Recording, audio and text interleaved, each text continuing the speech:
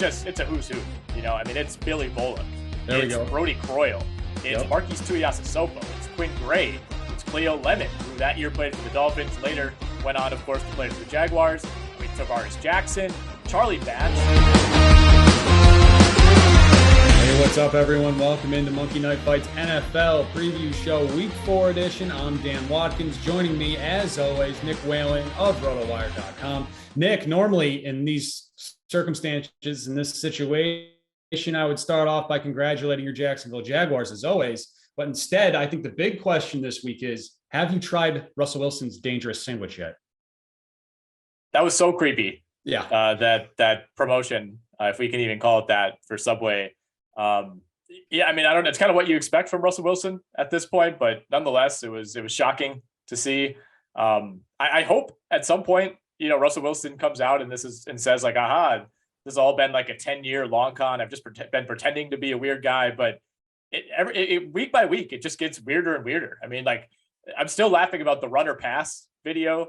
Was that week 1 or week 2 where he's just going up and down the sideline? Come on, guys, runner pass. Like, that was what we did in like 5th grade football when half the kids had no idea what was going on. And you literally needed to tell them if there's a run or a pass. Like, this is the NFL, man. It's been bizarre so far in Denver. And yeah, that Subway video didn't do him any favors. I mean, he could be doing the runner pass thing to help out his head coach, who I think is just a complete buffoon. But because Nathaniel Hackett, I don't know how he got this job. He is just terrible. I subscribe to the theory that I think it was Ben Solak from The Ringer who wrote a couple of weeks ago that they made this hire right at the fever of Aaron Rodgers to Denver rumors. Yes. And right. I think it was a kind of a bait job. Like, hey, like we want to really deliver Aaron Rodgers to Denver. So we're going to hire his guy from Green Bay. And once Rodgers decided to stay in Green Bay, the hiring didn't really make a lot of sense. I think a lot of Hackett's success obviously was tied to Rodgers in Green Bay. And there wasn't really a great reason, I think, to hire him other than to lure Aaron Rodgers. And all of a sudden, if Rodgers isn't there, we're kind of seeing, how that hiring has been borne out. But I mean, I don't think anybody could have imagined it going this badly, right? I mean, from a game management perspective, I mean, he makes Mike McCarthy look like Bill Belichick. Yeah. I mean, he does know that Javonte Williams is a really good young running back, right? And he doesn't have to. I don't know if he knows that. He doesn't have to keep giving the ball to Melvin Gordon. I mean, okay. Well, I'm not going to sit here and ever say that the ball should not be in the hands of Gordon. You're not asking an objective source. Fair enough. It seemed like for years that the one like knock on Nick Saban was that he could not produce an NFL quarterback. And now here we are in 2022, week 4. And it appears that the MVP race is between two Bama quarterbacks, Tua Tagovailoa and Jalen Hurts. Do you buy in to these two guys on the MVP chase? I mean, they're in the mix for sure. Hurts especially. I mean, Tua, no, that's just not going to happen. I don't think that's going to be possible. But I mean, most books right now, Josh Allen's the favorite. Lamar Jackson's right behind him. So Tua and Hurts are going to be in the mix, but I think right now it's Allen and Lamar. And, of course, those teams match up in Baltimore this week. So whoever wins that game probably has the early leg up through 4 weeks. But as we've seen the last few years, like there hasn't really been a runaway winner in a while, probably since Lamar Jackson won it in, 2018, 2019. Rodgers the last few years, it's like, yeah, he's played well, but it was kind of there's no one else to give it to. So I guess we'll give it to Rodgers.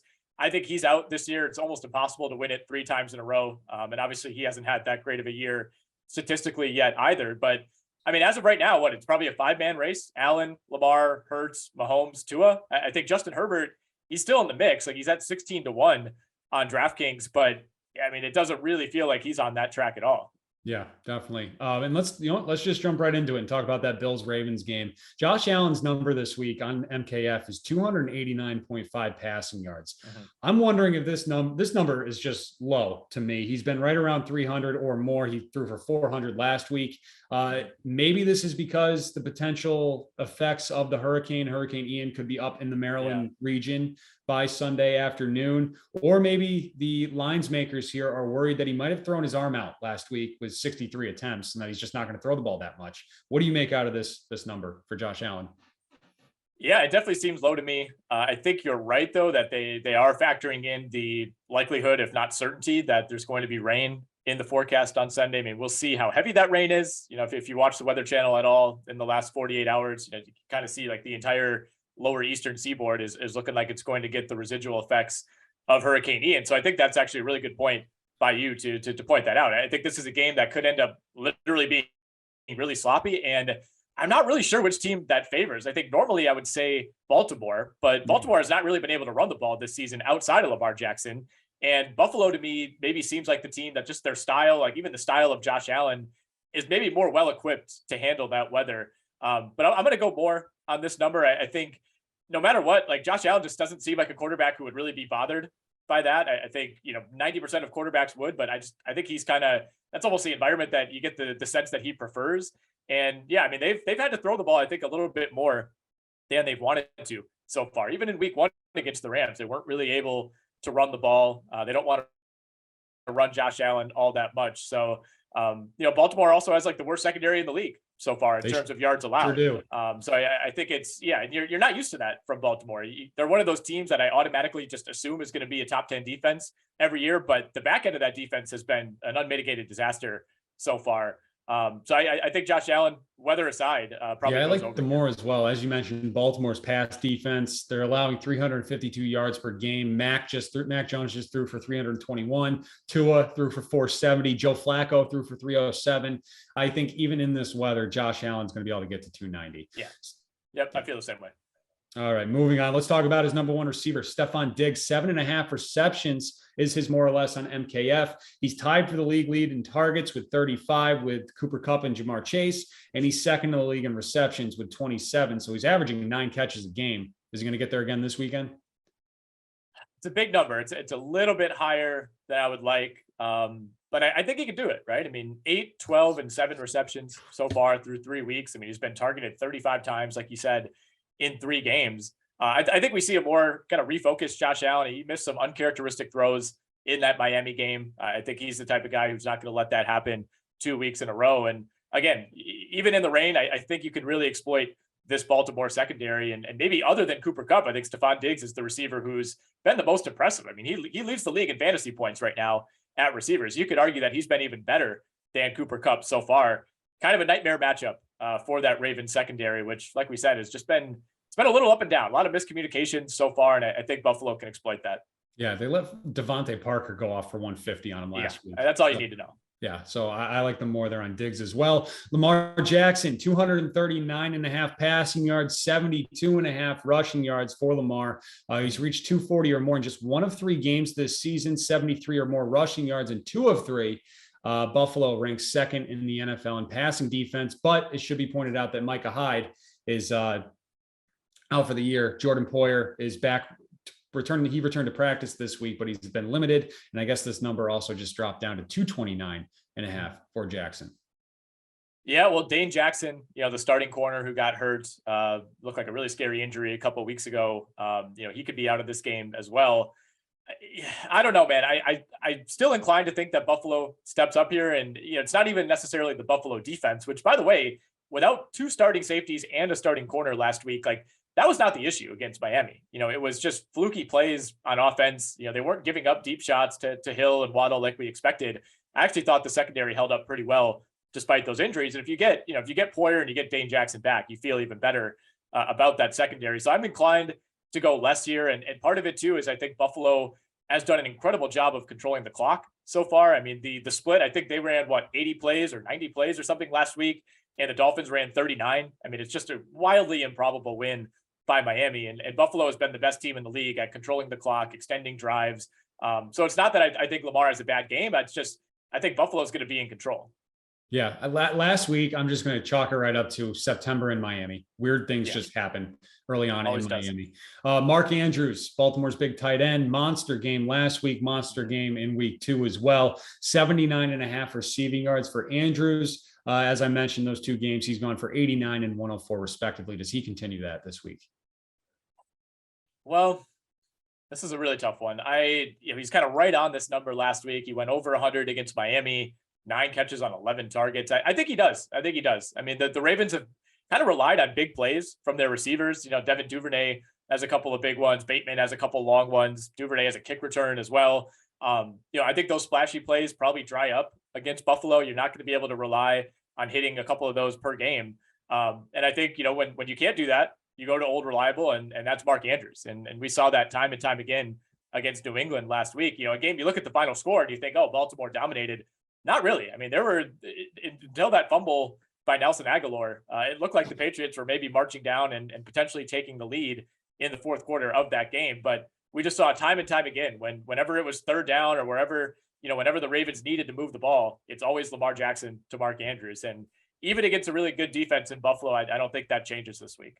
Yeah, that game last week, I was at that game. It was crushing. It was crushing. I mean, Aguilar, he's just running and then just boom, fumble. It's just hang on to the ball for me one time, man, please. Same problems as always.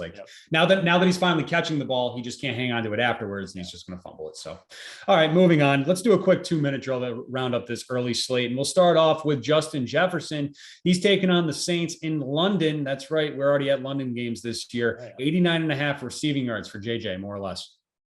I like the more here. I really do. I think he breaks out 2 kind of dormant weeks for Jefferson. I thought in week 2, the Eagles covered Jefferson about as well as I've ever seen anyone cover him. I mean, that was a really impressive job by that Eagles safety or Eagles secondary, I should say, led by Darius Slay.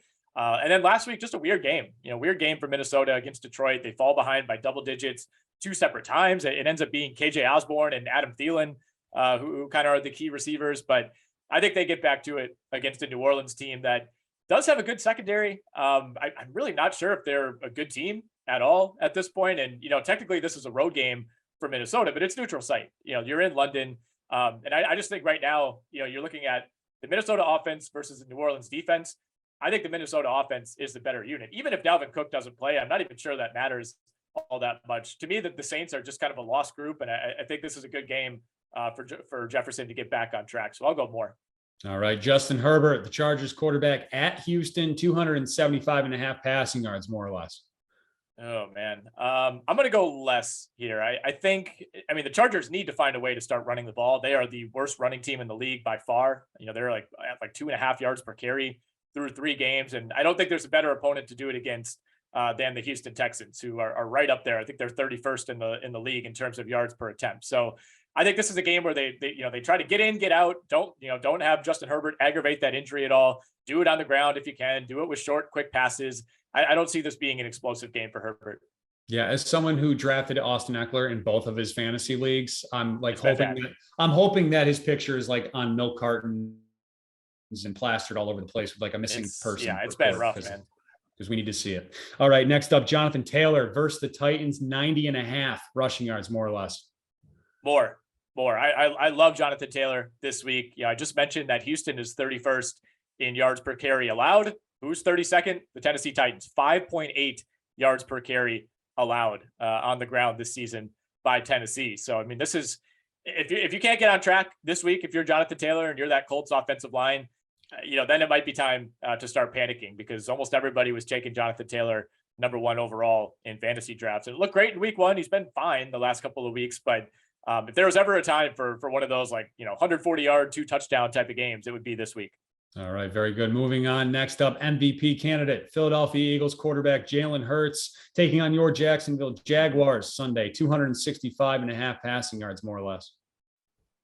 I'm going to go more. I don't feel great about it because that Jags defense, the teal curtain, if you will, looks really, really good. I thought, Devin Lloyd, the rookie who they stole, I can't remember if he was end of the first round or early second. He looks fantastic. It feels like everybody's taken a step forward on that defense. And I think that's, everybody's talking about Trevor Lawrence and Christian Kirk and James Robinson, but that teal curtain has been fantastic so far this season. So I think we get a close game. I'm picking the Eagles to win. It's in Philadelphia, but I think this is going to be somewhat of a kitchen sink game for the Jags with Doug Peterson going up against his former team. I think we're going to see a very, very aggressive attack from Jacksonville. I think, going forward on 4th downs, things of that nature. So I think we get a fun back and forth game. Should be high scoring. And with that in mind, I'll go more on Jalen Hurts. All right, very good. Next up, King Henry, Derrick Henry at Indianapolis, 89.5 rushing yards, more or less. I'm going to go less. The Colts are allowing 2.6 yards per attempt on the ground this year. That is the best in the league. And you probably wouldn't guess it, considering, this has been a pretty bad team through 3 weeks. I don't really think they had any business beating Kansas City last week if you dig into the numbers. But the one thing they've been able to do is stop the run. And, Tennessee kind of got Henry going last week, still didn't really feel like a vintage Derrick Henry game. I really like Indianapolis in this spot at home. I'm not really sure I trust Matt Ryan, but, it's the best running back in the league against the best or against the worst rushing defense. And then you have another really good running back in Derrick Henry against the best rushing defense. So I like the matchup a lot more for Taylor than I do Henry. So I'll go more on Taylor, less on Henry. All right. Jared Goff taking on the Seahawks, 259.5 passing yards, more or less for Goff. I think more. I think I like the spot for the Lions. Now, if Amon-Ra St. Brown doesn't play, which seems somewhat up in the air, dealing with an ankle sprain, I don't think it's anything that's going to hamper him long term, but could knock him out this week. No DeAndre Swift, at least that's the expectation. So there are some injuries for the Lions. Hawkinson was out of practice yesterday as well. As long as those guys play, I think it's a really good spot for Jared Goff. I think maybe they do have to get away from the run a little bit without DeAndre Swift. And, Seattle, 31st in the league in yards per attempt through the air. That secondary has really struggled. You lose Jamal Adams in like the first quarter of the first game. Not that he's any good, but, better than the options behind him. So I think this is a good spot for Jared Goff. All right. And finally, the NFL's leading rusher through 3 weeks, Nick Chubb. The Browns are taking on this Falcons, 88.5 rushing yards, more or less for Chubb. I'm having a tough time figuring this game out. I'm going to go more. And I think part of it is they're just going to keep pounding him. The Browns have done a fantastic job, and they should be 3-0, of course, without that fluky game against the Jets. They've done a really good job sticking to exactly what they need to do given their quarterback situation, which is just pounding Chubb and pounding Kareem Hunt every single week. So I think we see more of that. Maybe it's not the most efficient day, but if Chubb carries the ball 20 times, he's going to get to 90 yards. So I like that a lot, but I'm not quite sure how this game is going to play out, because I think Atlanta on offense is going to be able to do a lot more than Pittsburgh last week.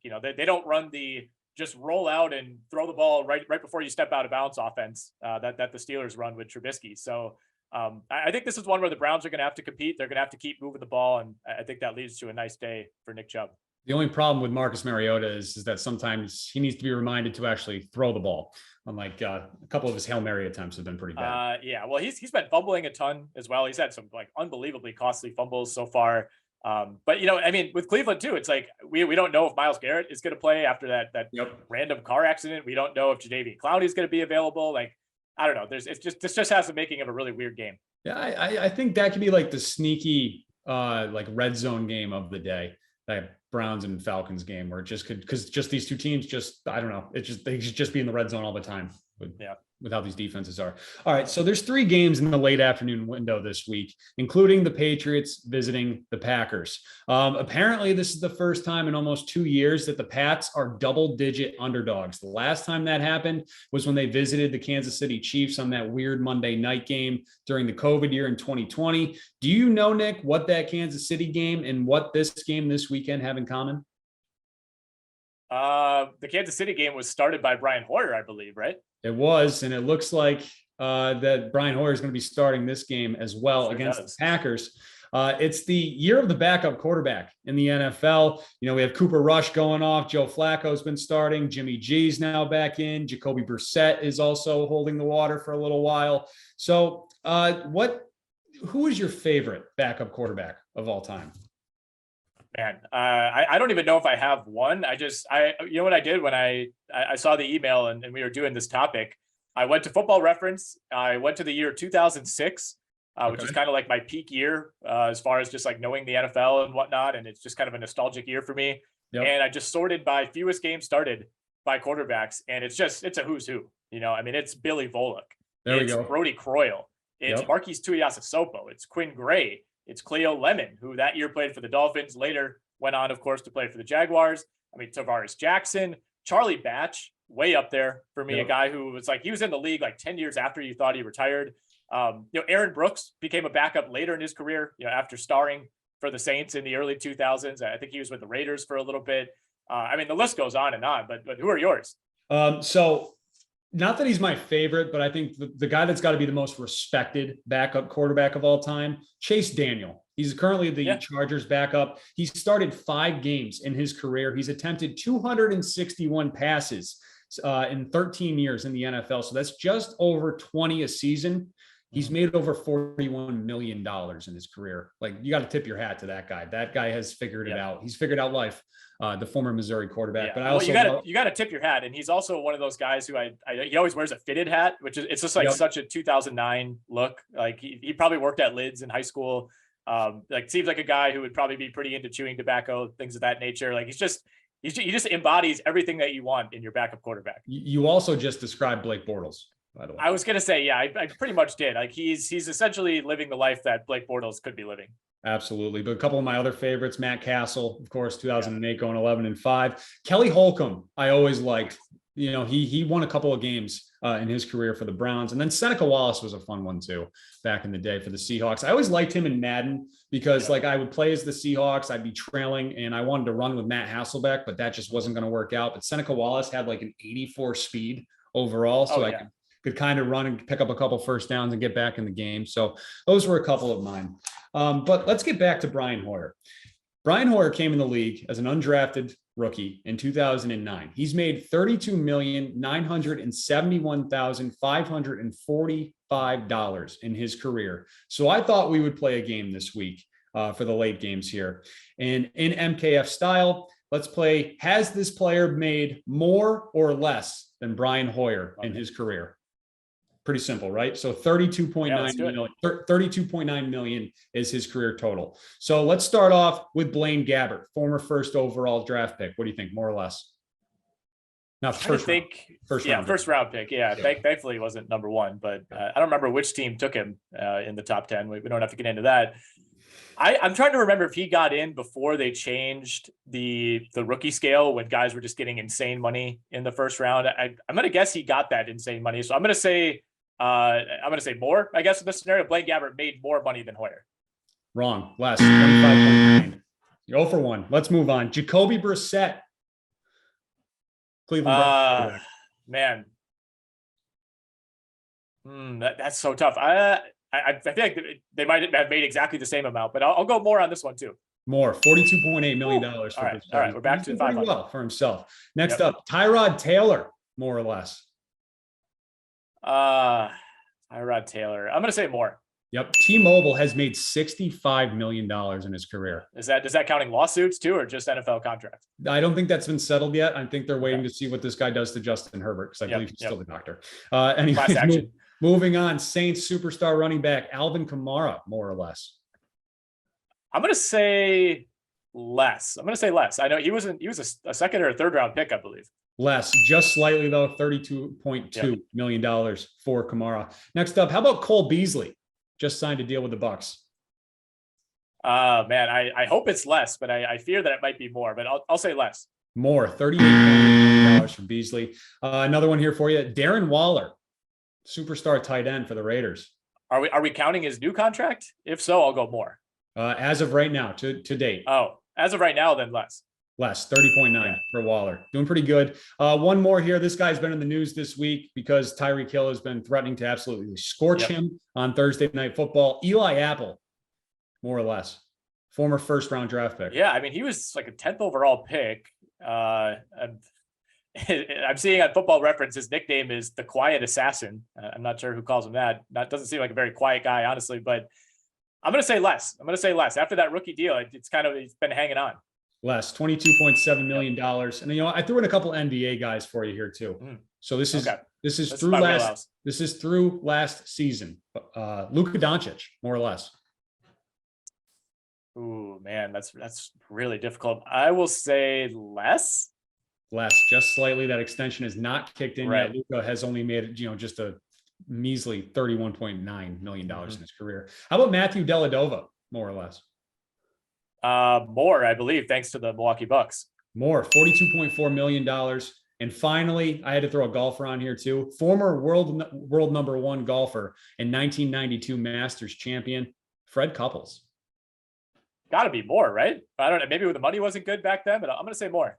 Less. $32.1 million for Freddie Couples. So that's going to wrap that up there. Peasant. Yeah, as it should. So, but anyways, Brian Hoyer's done pretty well in his career. So let's move on. Let's talk about Sunday Night Football. We got a good one. We don't know where this game's going to be played yet as of recording this show. Breaking news. It's staying in Tampa. It is staying in Tampa. All right, look at that. All right, very good. It's nice when your host prepares. Anyways, so let's move on. Are you concerned about either of these teams, the Chiefs or the Bucs, after last week, both coming off losses? No, not really. I mean, the Bucs are so shorthanded at receiver, and I think they might have the best defense in the league. I mean, through the first 3 weeks, like they've been shutting down just about everybody. Packers didn't move the ball at all. I think they only crossed midfield once in the second half.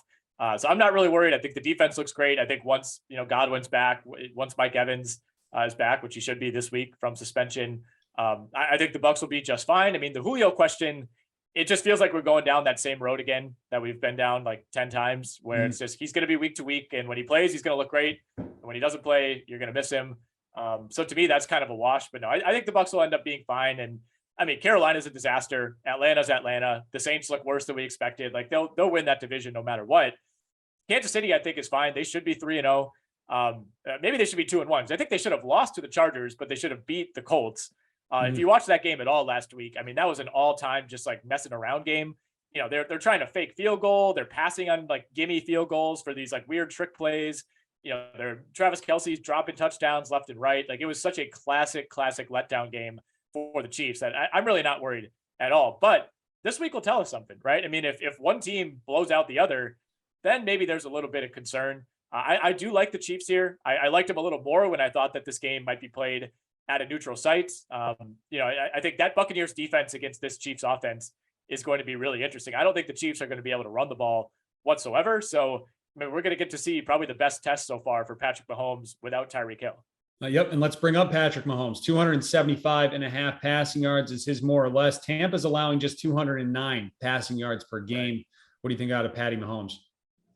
I'm going to go more here because, like I said, I don't think the Chiefs are going to be able to run the ball. I think that's going to get shut down pretty early, and we're going to see a ton of passing in the second half, especially of this game. And I don't think we're going to see a high scoring game. I think it'll be a little bit better than last week's 14-12 game against the Packers. But I mean, this could be like 21-17, something like that. I think Tampa, unless we get like a miracle, appearance by Chris Godwin, I think that offense is still going to be relatively limited. But I think Mahomes piles up the yardage. I'm not sure he piles up the touchdowns, but I'll go more.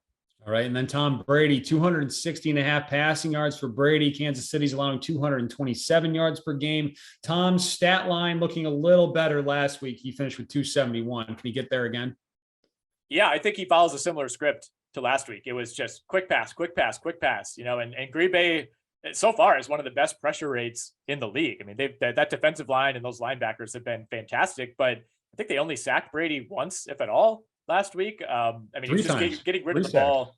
Okay, he was getting rid of the ball. Like I saw some stats, like under 1 second at times. So I think that's kind of the recipe for Tampa Bay at this point. Obviously getting Evans back will help, but you think back to that game against Dallas in week 1 when they had Mike Evans, he was still relatively quiet. Much like Aaron Rodgers, I think Brady's still kind of getting used to some of these new names in that receiving core. But I think we see a lot of attempts for Tom Brady, much like last week. And I think incrementally he gets himself over that number. And I'm glad, and you brought up Mike Evans. So let's talk about him. 77.5 receiving yards is his more or less on MKF. He has not gone over that number in either game that he's played in this season. Right. I'm going to go more here. I mentioned that Dallas game. I thought the Cowboys did a really good job of not only getting in Tom Brady's face, but also, defending Mike Evans. I also thought he was a little hampered in that game. He was out for long stretches. He was kind of missing entire series. As long as he's healthy, he's going to be so obviously the number one option for Brady this week that I do think he goes over. But yeah, it's not going to be easy. It's been the Tampa Bay passing game has been very strange. I mean, what do they have? 3 touchdowns through 3 weeks? Yeah, very strange indeed. And then finally, we got Travis Kelce, 6.5 receptions. In 2020, those 2 games against Tampa, including the Super Bowl, the Bucs kind of just let him take whatever yardage he wanted underneath and just kind of held him out of the end zone. Do you see a similar script in this game? I don't think they're, kind of going to exclusively let Travis Kelce get what he wants, but I think he's just too good not to. And he's really the only standard that we have week to week in this Chiefs offense. I mean, Mahomes said in preseason, like, yeah, we're going to be spreading the ball around week to week. And that's exactly what's happened. I mean, even like Juju Smith-Schuster, who I was really high on for fantasy, he was okay last week, but he's not really looking like a true number one. It's kind of spread out among all those decent options at receiver. But the one constant is Travis Kelce. I mean, he is by far the go-to guy for Mahomes. And I think this number would be a little bit higher if he had not had such a down week. Like I said, a couple drops, uncharacteristic plays from both he and Mahomes in Indianapolis, but I think that gets turned around. So I'll go more. Yeah, I like the more there as well for Travis Kelce. All right, Nick, anything else here as we head into week 4? Final thoughts, takes, anything? For the first time in a while, I'm nervous for a Jacksonville Jaguars game. It feels like there are real stakes. There are real expectations at this point. If they go into Philly and find a way to win that game, this might be a 2-hour-long show next week. I'm feeling feelings about the Jags that I have not felt in a long time. Very good. Good for you. I'm glad you're feeling that way, because as a Patriots fan, I really don't know what to think right now. Like, part of me, I feel like they're going to cover this 10.5 point spread somehow against the Packers, because the Packers just aren't scoring either. So I think the Patriots might be able to hang in there and maybe barely cover 20-10 in a loss. But yeah, we'll see. Hopefully Mac Jones is back sooner rather than later.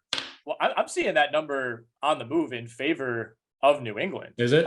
It was up to 10.5 yesterday. I'm seeing it at 9.5 now on FanDuel, and it's down to 9 on DraftKings. So I don't know what's going on here. So the NFL Network had a report Thursday morning that Mac told his teammates, "Don't count me out for this game." So apparently I've gone down the rabbit hole of the tightrope surgery, and it looks very painful. I don't know why anybody would want to do that, but if he does, good for him. Could be back in a few weeks. So yeah, I mean, I don't think there's any chance he plays in this game. And even if he would, I don't think that would be a good thing. You get him on an extremely hobbled ankle. You'd probably rather have Brian Hoyer at that point. To me, that line is probably more about, Bakhtiari's questionable, Elgin Jenkins questionable, Alan Lazard missed practice. You take Lazard away from that receiving core and, things get a little dicey. But ultimately, I think this plays out pretty similarly to that Bears-Packers game a couple of weeks ago, where Green Bay's in control, but it's not a blowout. You could kind of see it. Green Bay could win by 7, they could win by 14, but I don't think it's going to be 40-10. No, neither do I. I just don't think the Packers can score that many points either. Right, so. Exactly. All right, very good. Don't forget to hit subscribe on our YouTube page, guys, at Monkey Knife Fight. Good luck in all your contests this week.